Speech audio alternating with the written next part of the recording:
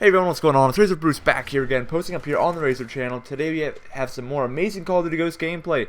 This one comes from RzoR Pure. He has a LITTERBUG KEM strike, which in case you guys don't know what that is, it is pretty much when you use your own weapon for the first kill. Then after you kill that person, you pick up their gun, get a kill with that gun. Then the person that you just killed, you pick up their gun, and so on and so forth. So you keep on picking up other people's weapons and getting one kill with it each about. And that's what he has in this gameplay. So an awesome gameplay. It's on free for all on the map Flooded, and he has a chem strike using that method. So that's really awesome. So make sure you guys go check out RzoR Pure's channel. His link will be in the description as well as mine, even if you enjoy the commentary as well. Anyways, guys, today I'm just going to briefly be talking with you guys about Call of Duty and what my expectations are. So, you know, Call of Duty Ghosts, in my opinion, was a bit of a disappointment in some aspects. You know, I myself have a next generation console.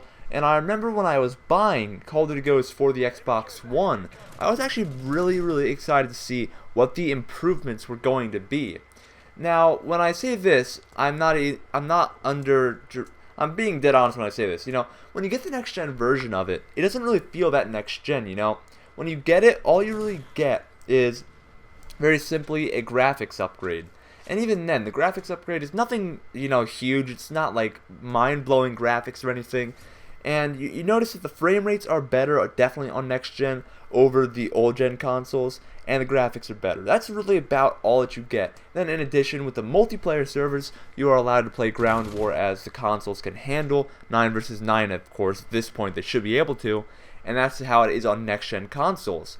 Now, a lot of people were saying that, you know, these games should have a lot more effort put into them than the old gen, which in a way I'm not exactly all for, because when you think about it, guys, most people, not everybody, a lot of people still have the older gen consoles. So when you're thinking about it from a business standpoint, you know, these developers don't want to, you know, spend too much time on next gen in a way, because they know that when they put out this next Call of Duty game, they know that a lot of people are still going to be on 360 and the PS3 and things like that. So when they notice this, they're not going to just completely abandon that and just say, okay, you know what, I'm not making Call of Duty for this console, it's only on next gen.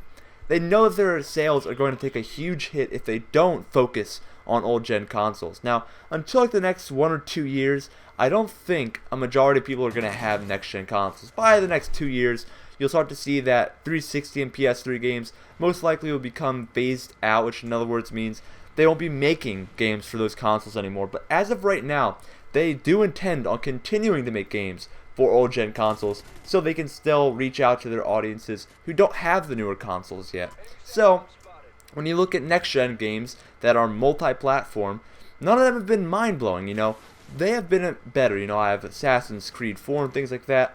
What you really see is that it's just a kind of a graphical upgrade, because, you know, they're not going to spend so much time on these games on the newer gen consoles currently, simply because they still have most of their fan base on the older consoles. So in a way, it's kind of disappointing, because I'm really hoping for the next Call of Duty game that they do focus a little bit more on making the next gen version stand out over, you know, the old gen consoles. If they do this, I feel like, you know, people who have the older consoles will say, hey, I'm really missing out on this. I should really go buy myself a new console, and give them, you know, a reason to go buy it in a way.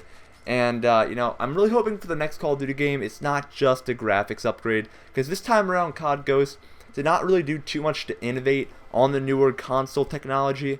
It really just was a polishing, in my opinion. They didn't really do too much to it, and I was kind of disappointed by that.